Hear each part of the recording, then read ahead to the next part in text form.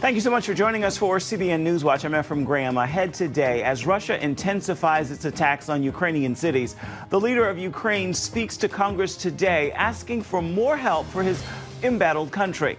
And we're going to hear from inside Ukraine about its defenses and military operations. Plus, the higher demands of the pandemic led to burnout for some healthcare workers. You're taking care of people who are very sick from this pandemic, and then also being asked to take care of additional patients or work additional hours. Find out what it will take to fix the ongoing issue. Then later, in the morning when I rise, we sit down with recording artist Linda Randall as she talks about her latest project, Pilgrim Journey. All these stories and more are coming up next from the CBN Newsroom. This is CBN NewsWatch. We begin with the Russian military forces blasting Ukraine's capital region and other major cities today as they tried to crush a Ukrainian defense that has frustrated their progress nearly 3 weeks after invading. Even as Russia's assault intensifies, the president of Ukraine is set to appeal to members of Congress today for more help. Charlene Aaron has the story. As the Russians are stalled outside Ukraine's capital city, Kyiv, they're relentlessly bombarding the civilian population. Rockets, missiles, and bombs leaving significant damage. Residential neighborhoods, hospitals, and other civilians targeted. And Ukraine's leaders expect the onslaught to get worse. CBN's George Thomas is in Kyiv. The latest reporting from the Pentagon is that the Russians have launched over 900 missiles since the start of the war. One of those missiles hitting this multi-story apartment building on the west side of Kyiv. You can still see the smoke billowing. This happened yesterday, and all the surrounding buildings as well. You can see their windows have been basically blown out, even to that building apartment over there. What you are seeing today is that because the Russians have failed over these many days to completely encircle and capture Kyiv, that they are instead going after civilian targets. The mayor of Kyiv has imposed a province-wide curfew. Nobody can go out of their homes until Thursday at 7 a.m. Why? Because the mayor fears that the next few hours are going to be probably the most dangerous hours for this city. In the south, the fighting becoming more desperate. Today, a report from a regional Ukrainian official that the Russians are holding 500 hostages in a hospital in Mariupol. Ukrainian President Zelensky addressing Congress today in a virtual speech, thanking the U.S. for its help and asking for billions more in new support. With reports that Russian troops are low on morale over their lack of progress, Zelensky says Russia's demands in peace talks are sounding more realistic. But U.S. State Department officials urge caution. We have yet to find a Russian interlocutor that is either able or willing to negotiate in good faith, and certainly not in the context of de-escalation. On Tuesday, the leaders of 3 European Union countries, Poland, the Czech Republic, and Slovenia, met with Zelensky in Kyiv in a bold show of support amid the danger. In Russia, 15,000 people have been detained for protesting the war in Ukraine. And the Russian TV producer who was arrested after protesting the war during a live broadcast was fined and released after a 14-hour interrogation, the Kremlin dismissing her protest as hooliganism. Meanwhile, 3 million have fled the war in Ukraine, creating the largest refugee crisis in Europe since World War II. CBN's Operation Blessing is on the border, greeting refugees with gift bags full of snacks, hygiene items, and other supplies. And from a warehouse on the Polish side of the border, they're packing trucks full of crucial supplies and sending them into Ukraine. These goods will be a real blessing to the people of Ukraine who really need it right now because there's a shortage in the shops. We have teams ready in Ukraine to distribute these goods. So it's amazing to see how God is bringing these strategic locations together and the people together to help make this happen. Meanwhile, President Biden is expected to announce $800 million in new military aid to Ukraine. He'll go to Brussels next week for the NATO summit on deterrence and defense efforts against Putin's war. Charlene Aaron, CBN News. And George Thomas joins us now from Kyiv. Senator George, there's reporting that Russia is attempting to deploy more troops to Ukraine to make up for losses. What are you hearing? Look, Ephraim, if the numbers are to be believed, close to about 13,500 Russians have lost their lives in these 21 days since Russia's invasion. To put it into perspective, Ephraim, you look at the Afghan war during the Soviet and the Afghan war. Over a 10-year period, about 15,000 Russians died in that 10-year war. So in 21 days, they've lost about 13,000 people. Then you add the attrition numbers. Then you add those who have basically just given up their weapons, given up their tanks, in essence, abandoned those tanks and walked away. So this is why Russia is concerned. And there's some reporting that they're trying to bring troops from other parts of the region to the war theater, in addition, hiring Syrian fighters, as well as mercenaries and contract killers to come get involved. Because the problem is, it's one thing when you invade a particular city or a town. It's another thing to hold it and then also continue to launch other counter offensive operations. It's a difficult thing. With 150,000 troops, it's very difficult to hold Europe's largest country, home to about 40 million people. George, as you reported, Kyiv is in the middle of a curfew. What impact is this having on Ukraine's military operations? Yeah, as I mentioned in this report that Charlene put together today, the operations over the last 72 hours have been intense. You've seen an escalation on the part of the Kremlin to go after civilian targets. But I think also the other thing is that the reason for the curfew is the Zelensky government wants to go after these pockets, territory that has been under somewhat Russian influence. For example, the areas of Bucha and Irpin. Right now, there are counter-insurgency operations conducted by the Ukrainians to try to push the Russians back further and create more of a buffer between them and the capital city, Kyiv. George, I know you spent some time talking with key Ukrainian Christian leaders. What are they telling you? It's absolutely amazing. In the midst of the war, and obviously they're concerned about their nation and their people and those that are suffering, but so many of the key leaders that I've been speaking to are saying that they are praying for a seismic, tectonic, spiritual breakthrough in Russia. They're praying that the sort of the spirit of Putinism, the Soviet mentality, this communist, sort of pharaoh mentality will come crumbling down. And they're praying for their fellow brothers and sisters in Russia and really for a breakthrough in the hearts and minds of Russia today. And they're dealing with a very, very difficult scenario and economic situation, just as the Ukrainians are. We can see there are people working behind you. Real quick, what's going on?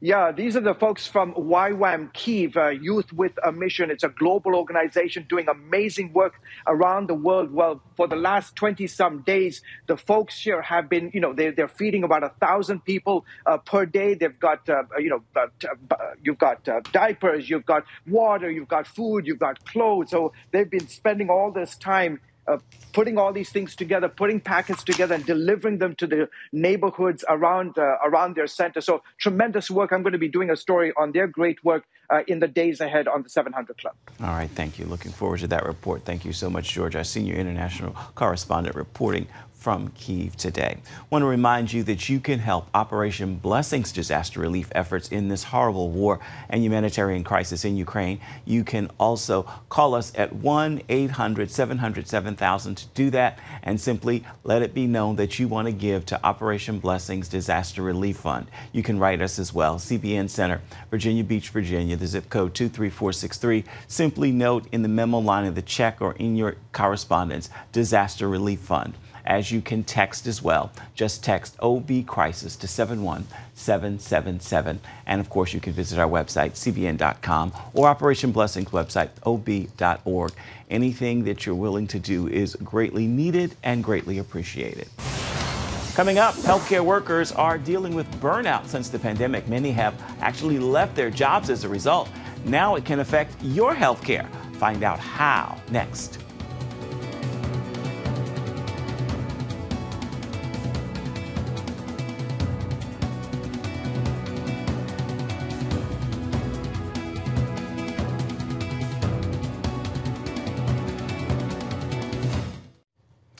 During the pandemic, healthcare workers treated more patients and worked longer hours, leading to burnout. 20% have actually left their jobs in the last 2 years. America already faced a shortage of healthcare workers before COVID. Medical reporter Lori Johnson examines what it will take to fill the ranks now. A major reason driving this crisis is the record number of elderly people in America. A huge generation of geriatrics with ever-increasing medical needs. At the same time, older healthcare workers are choosing to retire. Healthcare has been experiencing a shortage of nurses and other healthcare workers for long before the pandemic. And we just expect that to intensify as baby boomers continue to age and as they continue to leave the workforce. That's due to high burnout rates beginning before 2020. Then the pandemic made it even worse. Nearly 20% left their job in the last 2 years.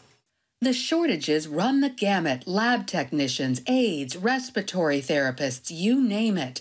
Experts tell lawmakers the U.S. needs 200,000 nurses per year to meet the increased need. And we face a shortage of up to 124,000 doctors by 2034. Those numbers are scary because as you and I are all getting old, we will need care. And that care may not be there.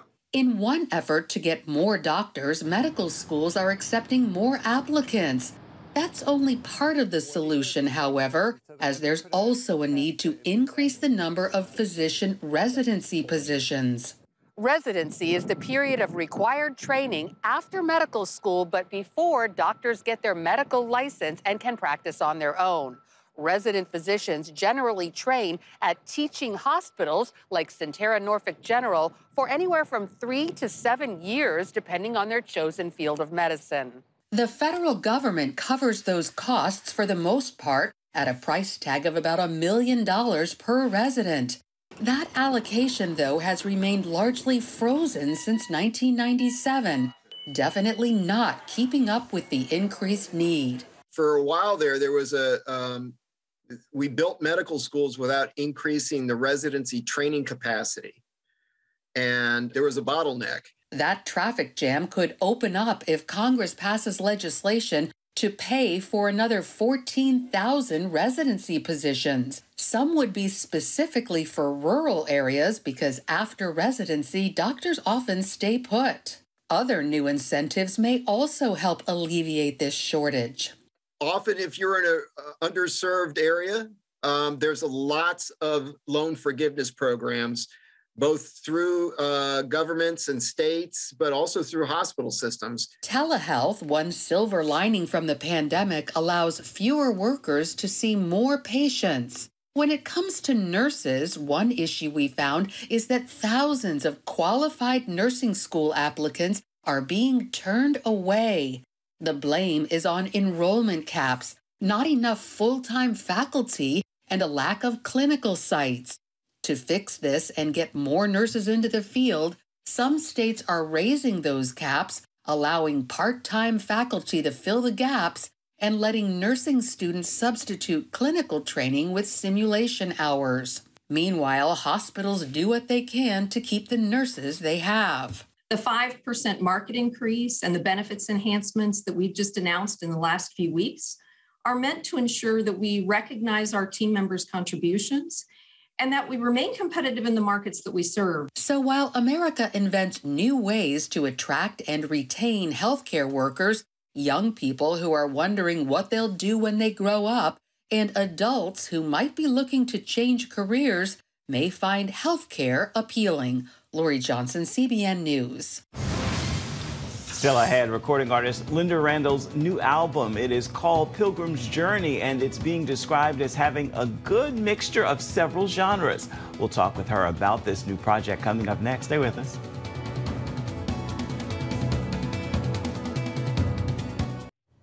Recording artist Linda Randall's latest project is called Pilgrim Journey. It's described by her label as a marriage of gospel, soul, blues, and American soundscapes with the artist's signature warm, rich vocals on new arrangements of popular inspirational classic spirituals and original selections. In the morning, when I rise in the morning, when I rise. The new project, Pilgrim Journey, it comes out in time for Black History Month. Tell me what sparked your interest and desire to do this? During the pandemic, there was so much going on in our country and our nation with divisiveness and hate and anger, and it was just crazy. I just felt like this was a time to do these spirituals and maybe use this, asking the Lord to use this as kind of a tool to just inspire people, encourage people to kind of take this journey with me. Let's go back a little bit as we're trying to move forward. And I felt like this album has kind of helped me go back to my roots, and with the intention on taking this journey, but taking some new friends with me, some old friends and new friends. So yeah. Did you have any thought as to why in the last 2 years we've seen such divisiveness? Were you asking why? What were your thoughts there? I felt like this was just the season, this time where I felt like I came to the kingdom just for this, and that was to invite people to take this journey with me. So it wasn't even why as much as my calling was even more defined. I felt like I really came home with this record. It's next level for me. I don't know when I've sung so free and so uninhibited, and I don't care if people had me Southern gospel, Black, whatever they had me. I just felt like I got to really be the person I was created to be. So yeah, it's so it's not why as much as it is, yeah, this is time. I can't help but to ask, as I hear you say that, what do you think your mom and dad would be thinking about this project? Woo! I just got swelled up with tears, but I don't want my lashes falling off. That's the truth.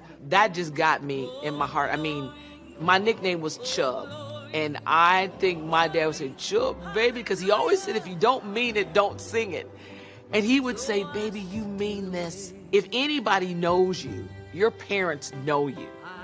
And my mom and dad knew me.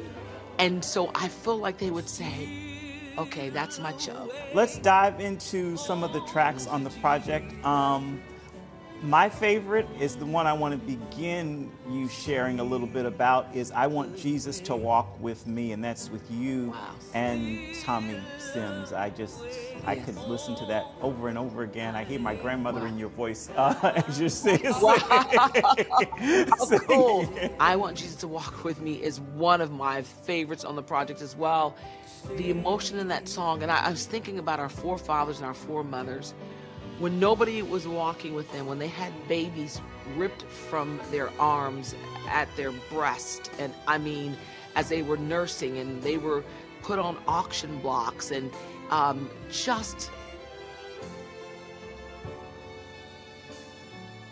at a loss for words. And the only hope they had was not a white man's savior, not a Black man's savior, but Jesus, the Savior of the world. I want this to be an album of lament, an album of, yes, whether it's I need to ask forgiveness from someone or whatever, God.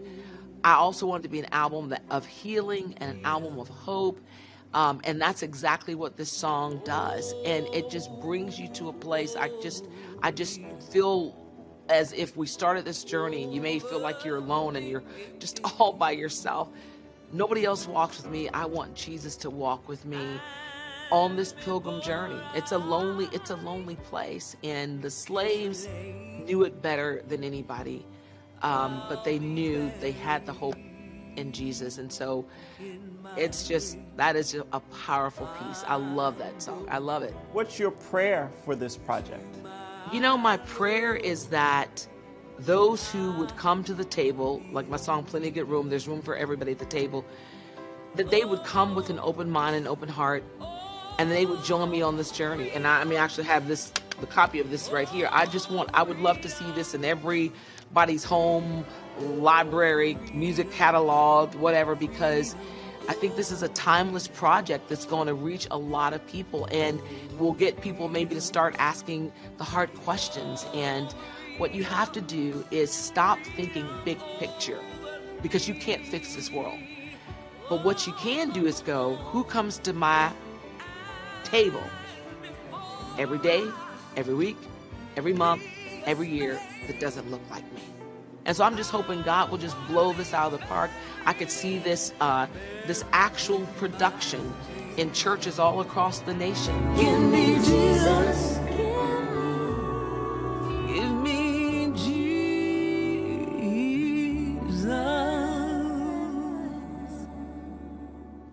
Linda's Project is available right now. For more uplifting entertainment news, be sure to join us in Studio 5 this evening. Actor Randall joins us with an inside look at some of the powerful themes in his latest film. Recording artist Maurice Griffin is here to share a miracle story behind his latest music, and we're traveling to New Orleans to celebrate its rich musical history. You can catch Studio 5 on the CBN News Channel tonight at 8:30 Eastern. You can also download the CBN News app and watch it on demand. Stay with us. Your Wednesday Word is coming up next. Time now for your Wednesday Word, and today's word is grace. We can all use more grace, and God does extend it. He's now calling on us to give that same grace to others. I know it may not always be easy, but it is indeed always necessary. With that word, I encourage you to make this a wonderful Wednesday and do what you can to make the rest of this week a wonderful week indeed. That is going to do it for this edition of CBN News Watch. Remember, you can always find more of our programs on the CBN News Channel. You can find them there at any time, as well as online at cbnnews.com. We would love to know what you think about the stories you've seen here today. You can email us at that address right there on your screen, newswatch@cbn.com. You can also reach out and touch us on Facebook, Twitter, and Instagram. We hope you'll join us right here again, same time tomorrow. Stay up to date with CBN News at cbnnews.com. Thank you so much for watching. Goodbye and God bless.